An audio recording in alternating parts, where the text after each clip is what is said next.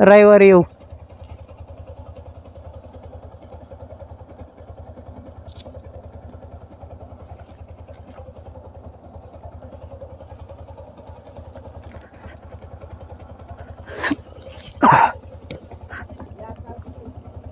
हा हो जाजो.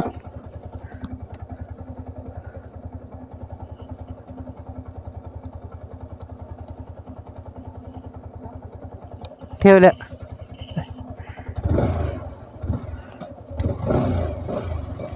चिरत विमाना कोला जय घरगेच जय श्रीराम.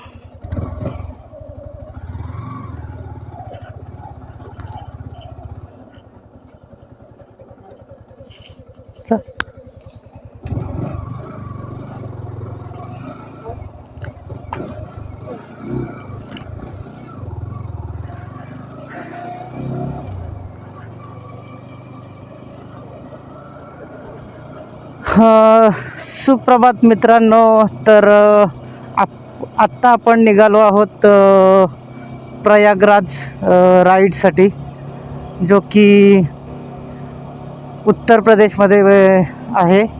आणि आपण खास करून चाललो आहोत कुंभमेळ्यासाठी, जो महाकुंभमेळा आहे. आणि हा कुंभमेळा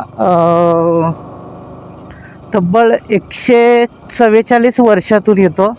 तर मित्रांनो, आपण मागील लडाख राईडमध्ये भरपूर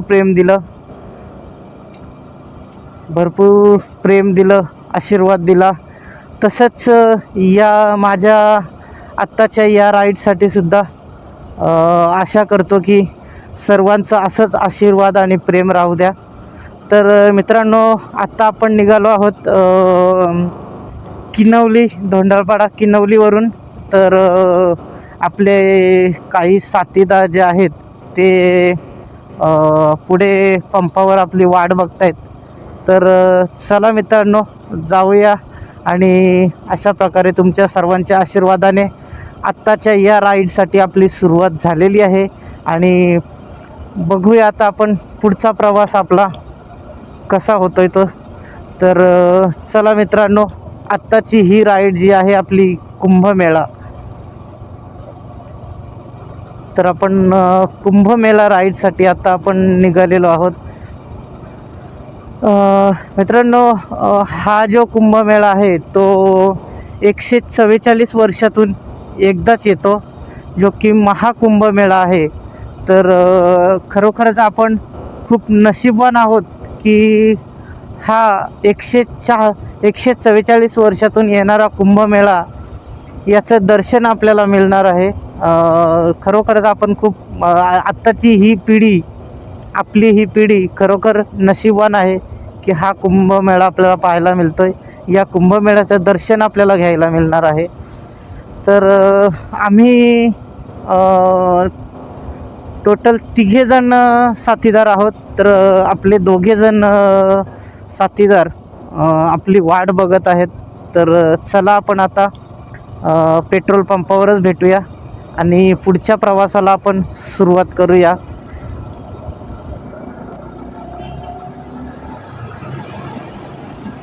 चला तर मंडळी, आपले जोडीदार आपली वाट बघत आहेत पंपावर. चला मंडळी, प्रयागराज.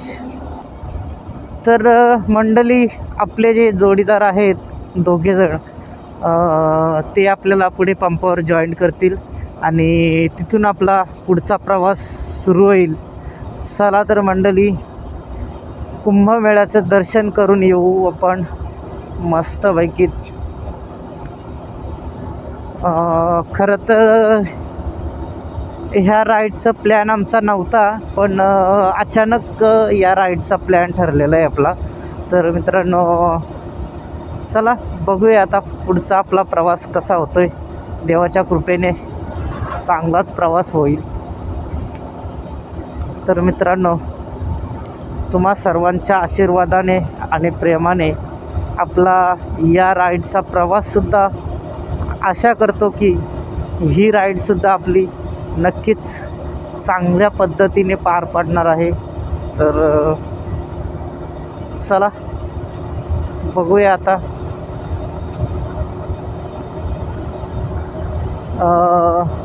तुम्हाला मी मागील जो आमचा ग्रुप होता, चिंदादा बांगर, आमचे सिनियर रायडर आणि विकी जमदरे, तर या राईडला मित्रांनो आमच्या एका पार्टनरला आम्ही खूप मिस करतोय, जो की विकी जमदरे काही कारणास्तव या राईडला आमच्यासोबत नसणार आहे. पण मित्रांनो आम्हाला एक दुसरा रायडर जॉईन झालेला आहे, तर तुम्हाला त्याची ओळख करून देईल.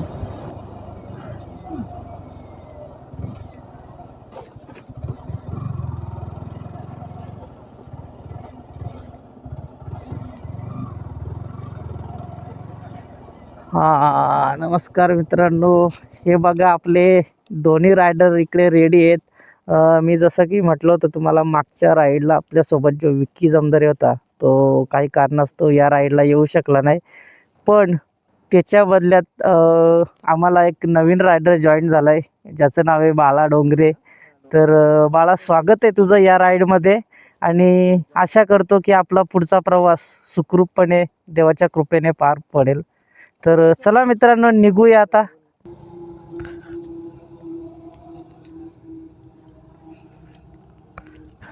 जय श्रीराम.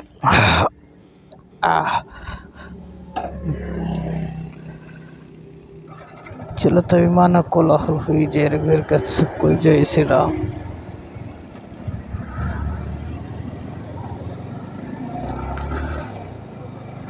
चला तर मित्रांनो, अशा प्रकारे आपला प्रवास आताचा चालू झालेला आहे आणि आता आम्ही आहेत शहापूर नाशिक हायवे.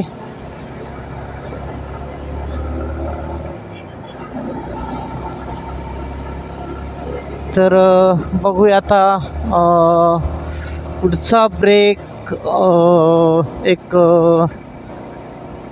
साधारणतः घाटन देवी इथे एक थोडं 2 मिनटासाठी दर्शन करून आपण पुढचा प्रवास करणार आहोत.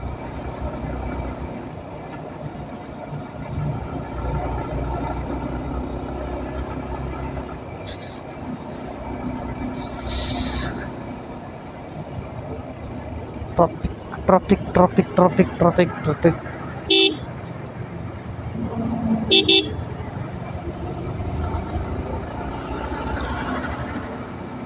तर मित्रांनो, अशा पद्धतीने आपल्या प्रवासाला आता सुरुवात झालेली आहे खऱ्या अर्थाने.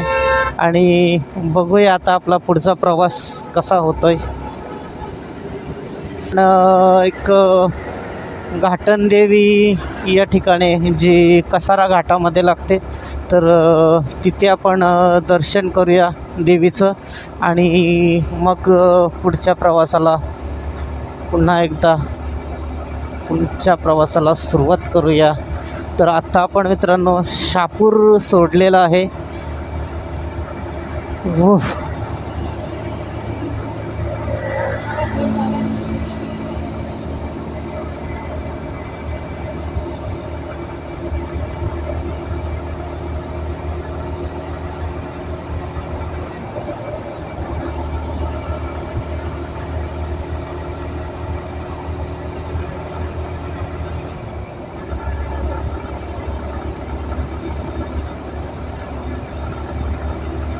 रघुपति राघव राजा नाम, पतित पावन सीताराम. रघुपति राघव राजा राम, पतित पावन सीताराम.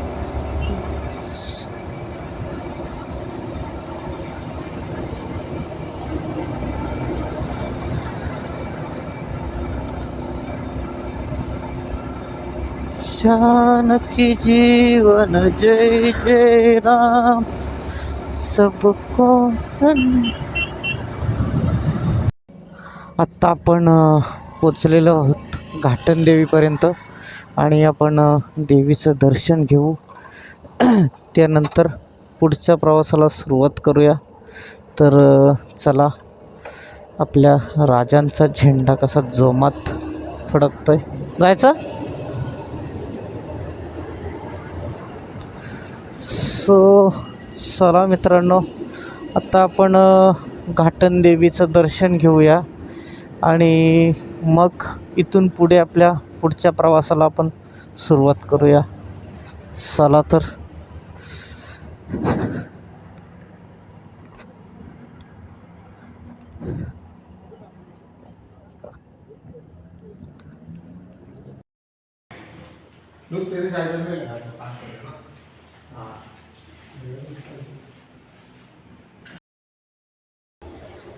सो नमस्कार मित्रांनो, तर आपली राईड सुरू झालेली आहे आणि आत्तापर्यंत आपण 9 वाजेपर्यंत 340 किलोमीटर अंतर पार केलेलं आहे आणि आता आपण नाश्ता करतो आहे. नाश्ता झालेला आहे आणि आता आपण पुढच्या प्रवासाला सुरुवात करतो आहे. तर आत्ता आम्ही पोचलो आहे धुळेच्या पुढे शिरपूर म्हणून आहे, शिरपूर बायपास. तर या ठिकाणी आपण पोचलेलो आहेत आणि तुम्ही पाहू शकता हा आपला काफिला इकडे. आताच नाश्त्याचा कार्यक्रम झालेला आहे आणि आता आपण पुढच्या सध्या आपण आहेत धुळेच्या पुढे, धुळे सिटीच्या पुढे आहेत शिरपूर बायपास म्हणून आहे. तर त्या ठिकाणी आम्ही नाश्त्यासाठी थांबलेलो. तर आता नाश्त्याचा कार्यक्रमचं झालेला आहे आणि आता पुढच्या प्रवासाला आपण सुरुवात करत आहोत. तर चला मित्रांनो, बघूया आता पुढचा प्रवास करूयात आपण.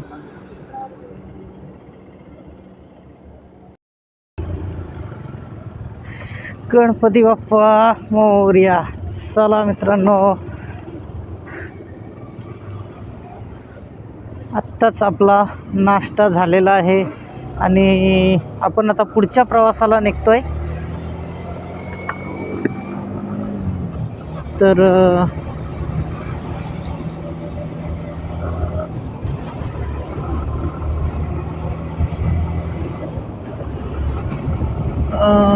मला वाटतंय ऊन खूप वाढेल कदाचित. बघूया आता.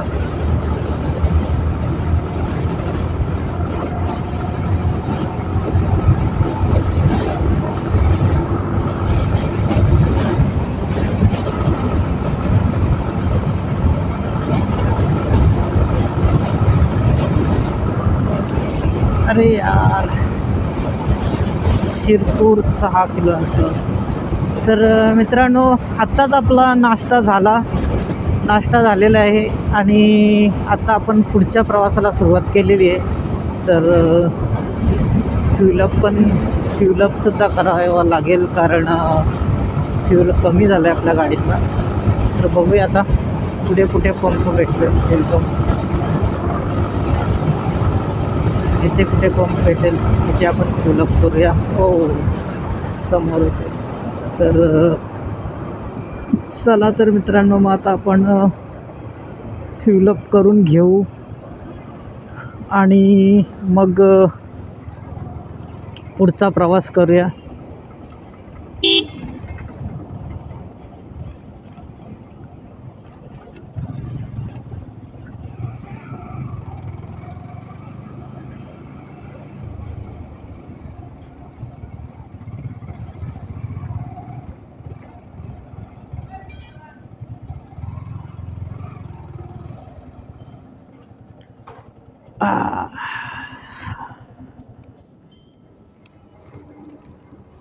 अरे यार, फ्युलअपसाठी आता